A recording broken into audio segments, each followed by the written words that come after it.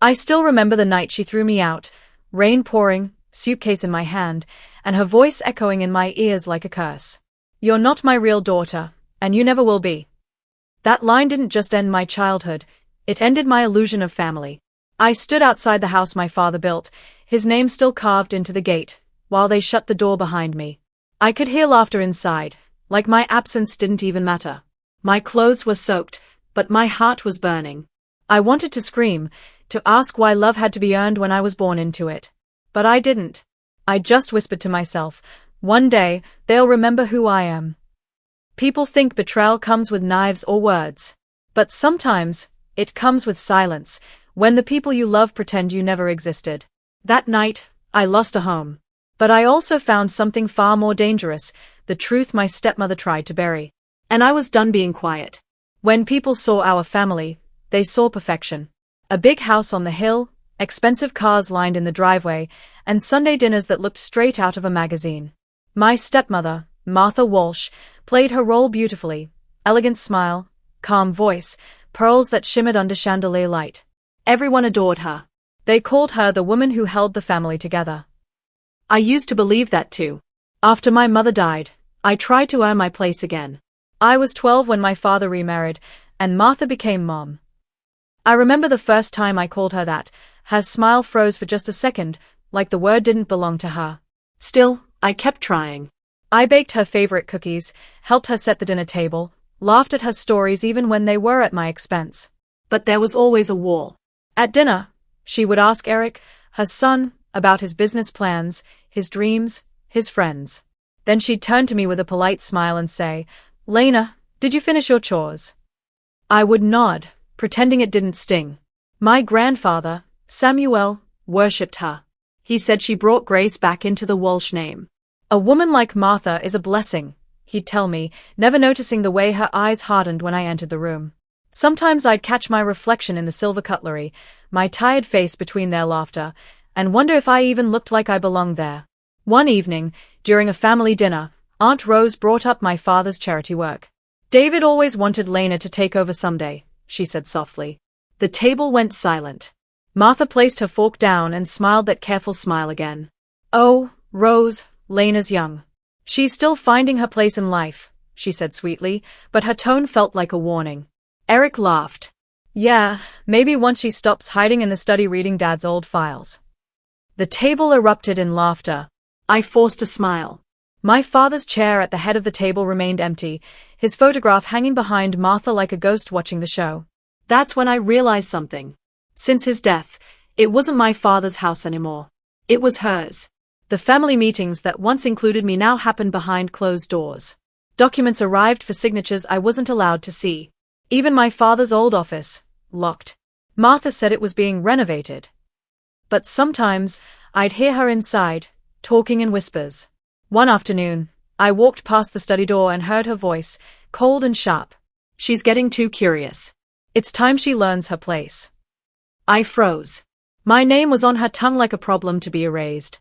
That night, I sat by the window and looked at the lights flickering across the estate. Everyone thought we were the perfect family. But I could feel it, the warmth fading, the cracks widening. Something was wrong. And I was about to find out just how far they'd go to keep their secret.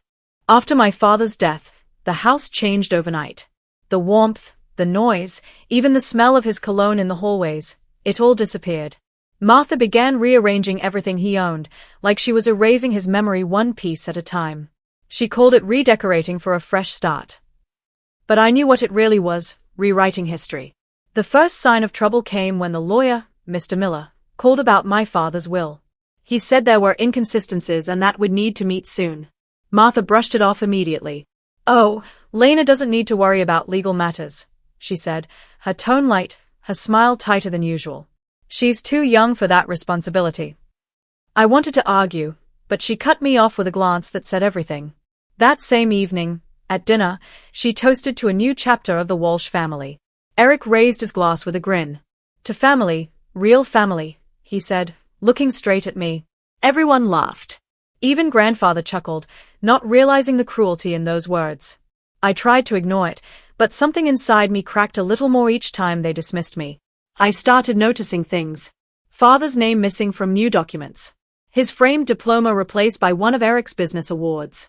The plaque outside the family foundation, once David Walsh Memorial Fund, now read the Walsh Legacy Trust. When I confronted Martha, she smiled, her voice sweet as honey. Your father built this legacy for the family, not just you, dear. I'm simply protecting what's his. But that fund was in his name, I whispered. Her smile faded. And now it's in ours. That's when the rumors began. Servants whispered that I was adopted. That father only brought me home out of pity. That I wasn't even his biological daughter. The story spread fast, through neighbors, through cousins, until it reached the family. I walked into the living room one afternoon to find Eric reading from an old envelope, smirking. So, Lena Walsh might not even be a Walsh after all, he said. My chest went cold. Where did you get that? Found it in the old desk, he said casually. You really thought Dad would leave everything to you? I snatched the paper, my hands trembling. It wasn't even real, just a photocopy of a hospital form with no signature.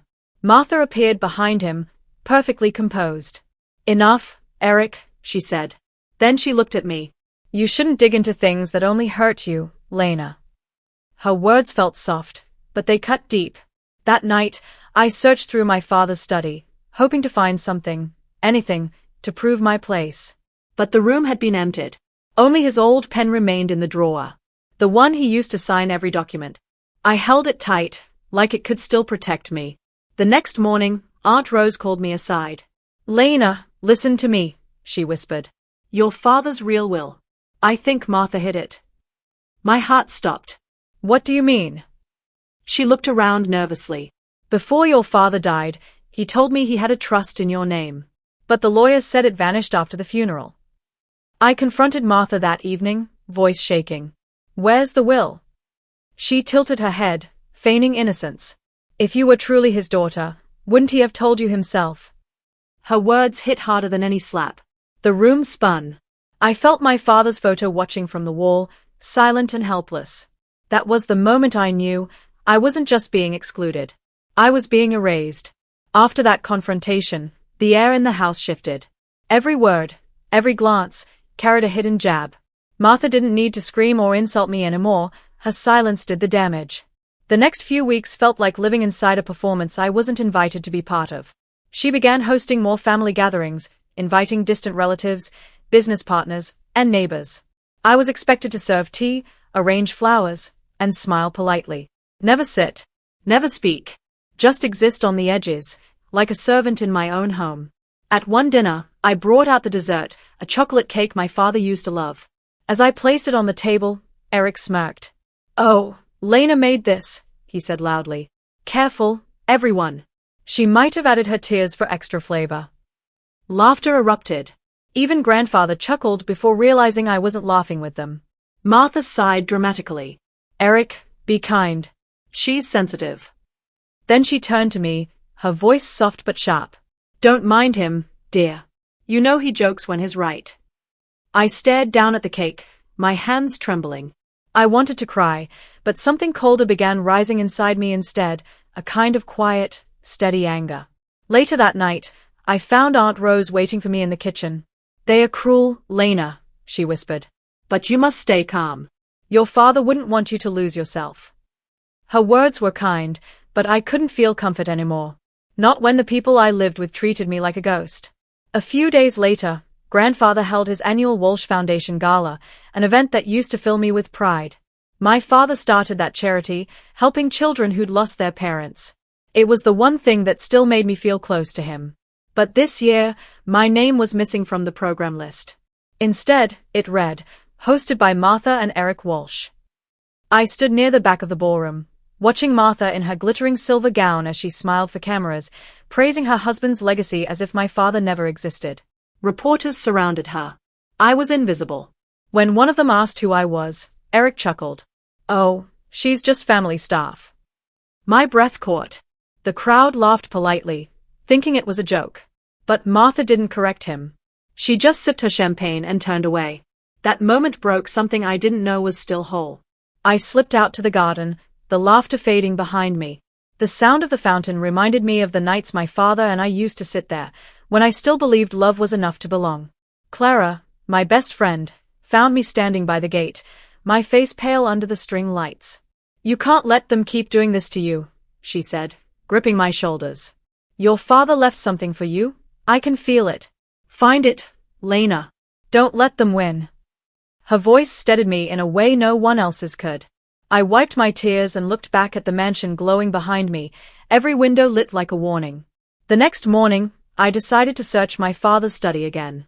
But this time, when I turned the knob, it opened. Inside, the room smelled of dust and secrets. Papers were scattered across the desk. A drawer stood half open, like someone left in a hurry. And on top of it all, an envelope with my name written in my father's handwriting. My heart pounded. My hands shook. Something inside me whispered, "They've been hiding this." And as thunder rumbled outside, I knew whatever was in that envelope would change everything. Inside that dusty room, time stood still. The envelope with my name on it felt heavier than the world itself. My father's handwriting, familiar, careful, filled with love. The kind that never made mistakes. My throat tightened as I tore it open, hands trembling. "To my daughter, Lena." Just seeing those words made me cry. He hadn't called me stepdaughter. He hadn't left room for doubt. The letter was short, written days before his death. "No matter what happens, remember, everything I built is yours to protect. The trust in your name will keep you safe. Don't let anyone take what's rightfully yours." He signed it with his usual phrase, "Love, Dad." For a moment, the world felt right again. I clutched the letter to my chest and whispered, "I knew you didn't forget me."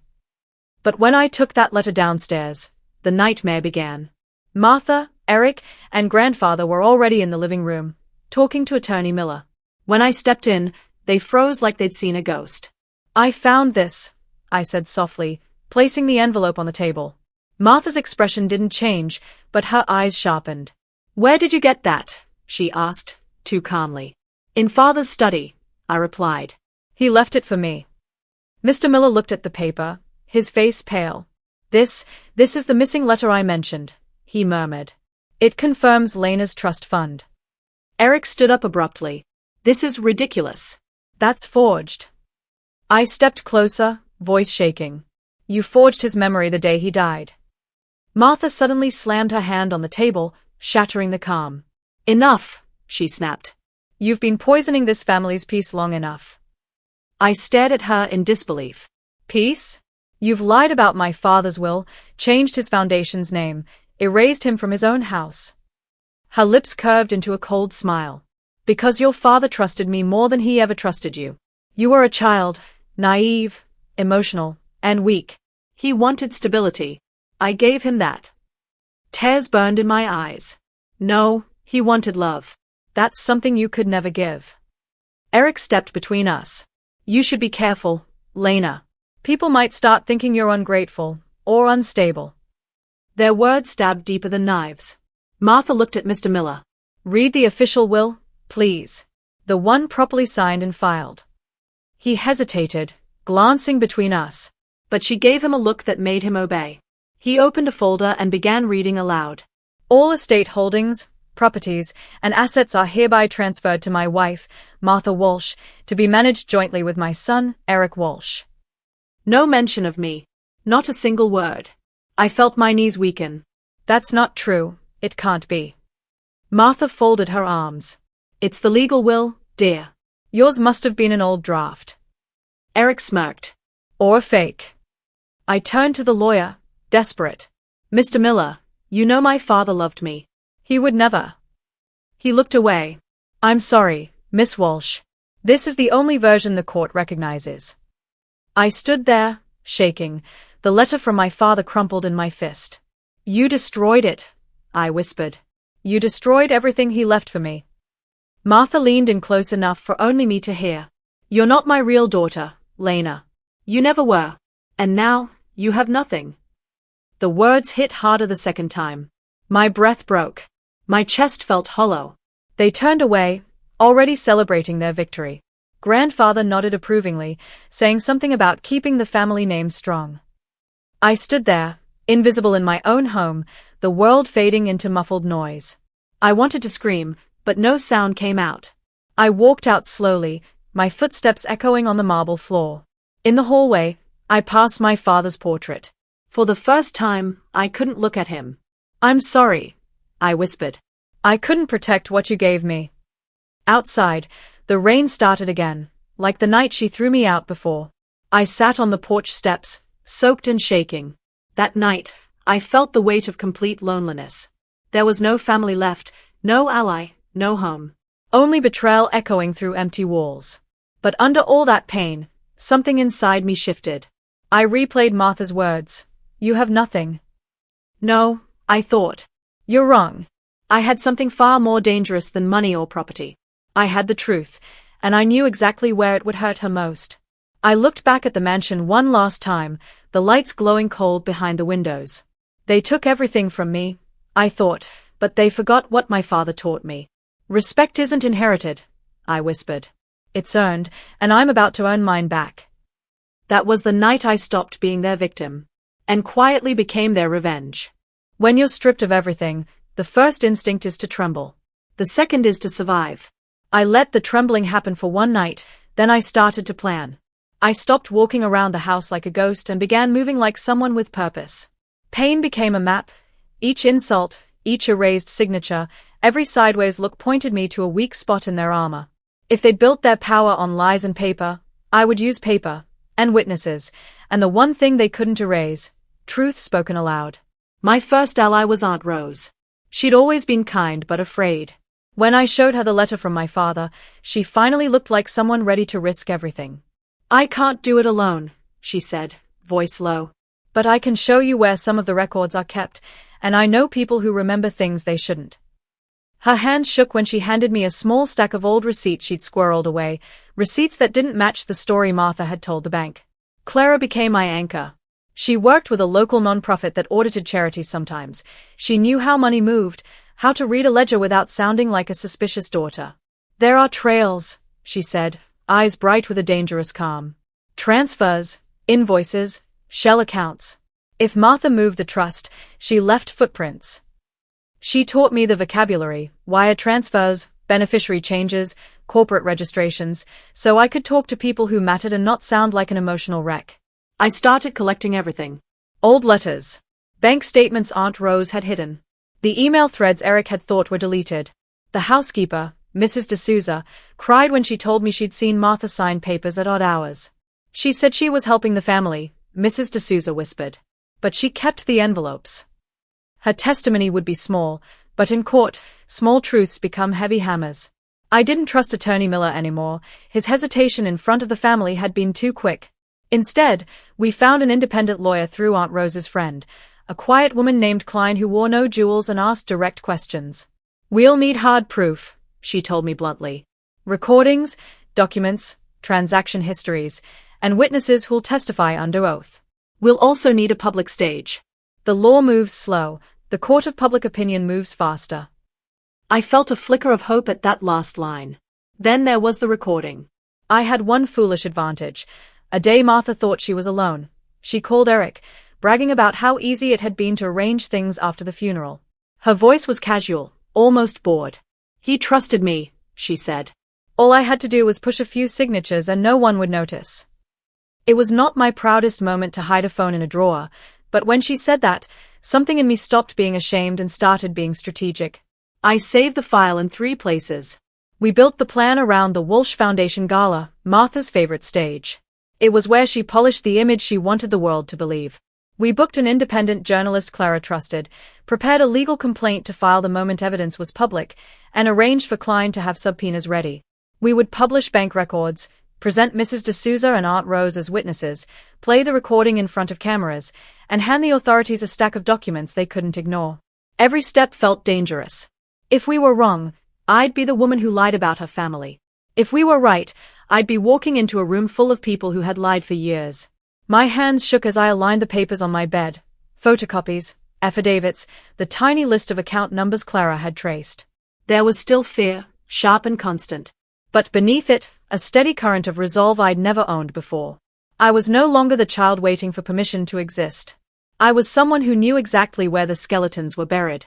On the night of the gala, I stood outside the ballroom in a plain dress that betrayed nothing. Aunt Rose squeezed my hand. Clara adjusted the small recorder in my palm. Klein's eyes met mine, calm, ready. Lights glittered behind the glass. Laughter drifted out like champagne bubbles. I took a breath, folded the papers into my clutch, and stepped toward the door. Do you really want to do this? Clara whispered. I swallowed, feeling the truth settle like armor. I don't know if I want it, I said. I know I have to. The doors opened. The music swelled. The moment I'd been building toward had arrived. And with it, the question that trembled in my bones, would I go through with it? The Walsh Foundation gala shimmered with gold and false laughter. Crystal chandeliers scattered light across polished marble, and every corner hummed with expensive perfumes and rehearsed smiles. I stood near the back, invisible as always, the soft music vibrating through my chest like the heartbeat of a lie about to die. Martha was radiant tonight, or so she believed. Draped in emerald silk, her diamonds caught every camera flash. Eric stood beside her, his hand resting on her shoulder like a trophy's base. They greeted guests, laughed, and accepted praise for their philanthropy. Not one person saw the rot beneath the gloss. Until now. Clara was already in position by the side stage. Aunt Rose sat quietly near the press section, hands clasped tight. Attorney Klein hovered near the journalists, a small silver envelope in her hand, the legal complaint ready for release. My heart pounded as the host took the stage. Ladies and gentlemen, he began. Let's welcome Mrs. Martha Walsh, the heart of this foundation. Applause erupted. Cameras flashed. Martha smiled that polished smile, the one I'd grown up believing meant love. I stepped forward. Before you speak, Martha, I said clearly, my voice slicing through the music. The crowd fell silent. Heads turned. Martha froze, smile faltering. Evelyn, she said softly, her tone dripping with false sweetness. This isn't the time. It's exactly the time, I replied. You've built your empire on lies, my father's lies, and tonight, everyone deserves to know the truth. A murmur rippled through the hall. Someone from the press raised a camera. Martha's face hardened. You're embarrassing yourself, she hissed under her breath, still smiling for the audience. Walk away before you destroy what little reputation you have left. I'm not the one who destroyed anything, I said, stepping up to the microphone. You did that the moment you forged my father's will. Gasps spread like wildfire. Eric's jaw tensed, his eyes darted to the exits. Martha turned pale, her grip tightening around the podium. That's a serious accusation, the host stammered. It's not an accusation, I said. It's evidence. I nodded to Clara. The projector flickered to life behind us, a large screen showing scanned documents, signatures, bank statements, transfers made days after my father's death. Each slide landed like a thunderclap.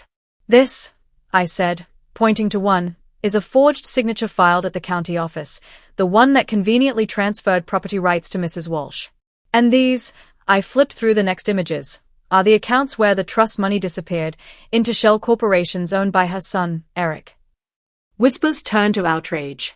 The guests leaned forward. Cameras recorded every frame. Martha's mask cracked. You can't prove anything, she said, voice trembling. Clara stepped closer, pressing a button on her phone. The speakers filled with Martha's recorded voice, calm, smug, undeniable. He trusted me. All I had to do was push a few signatures, and no one would notice. The room exploded. Guests gasped, phones lifted. Reporters surged forward, shouting questions. Martha's hand flew to her mouth, eyes wide with shock. Eric took a step back. Mother, what did you? Stop it, she snapped, but her voice cracked under the weight of her own words. I turned toward her. You told me I was ungrateful. You told everyone I was unstable.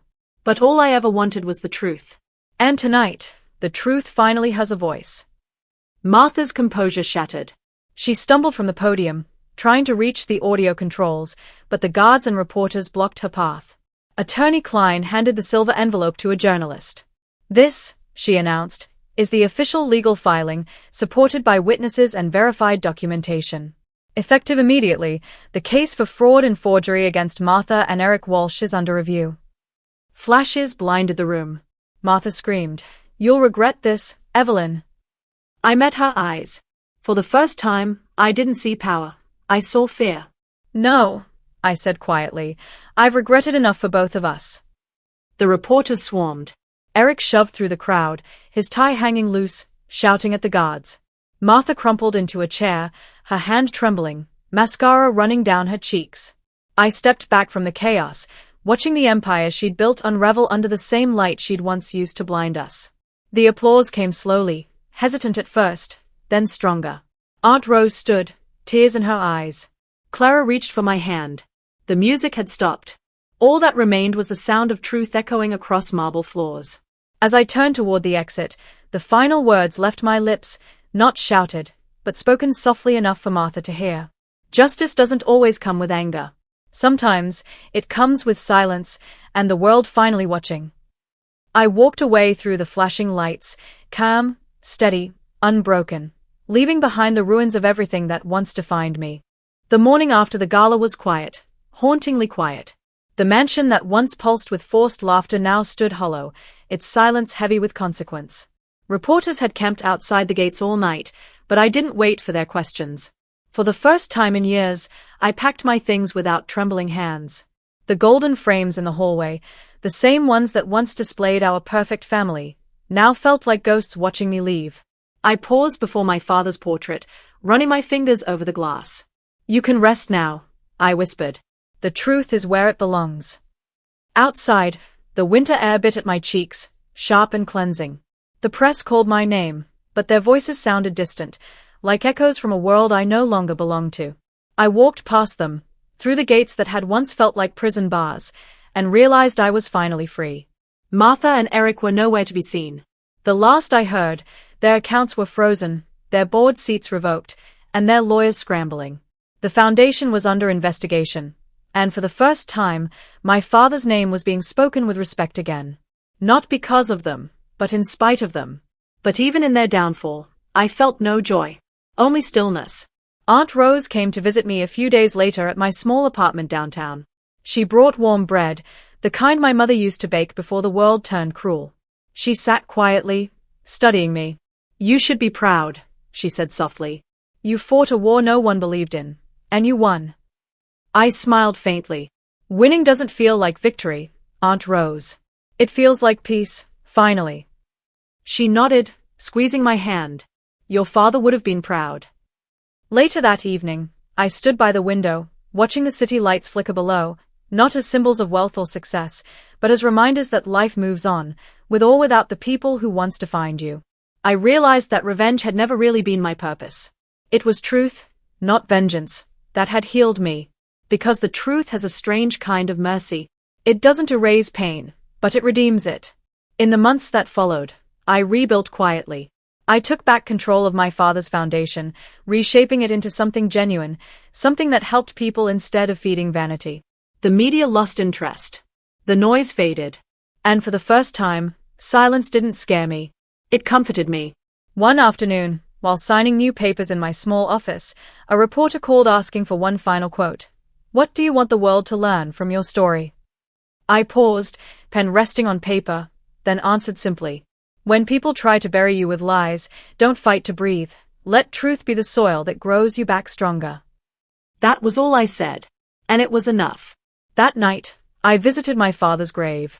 The air was cool, the trees whispering like they finally understood. I placed a single white rose on the stone and stood there in silence, no tears, no anger, just gratitude. Because sometimes justice doesn't roar. It whispers. And sometimes strength isn't about fighting louder. It's about walking away with your head held high, knowing you never became what they were. I turned from the grave, the city lights glimmering in the distance. My heart was lighter than it had been in years. And for the first time, I was free, not because I won, but because I chose peace over pain.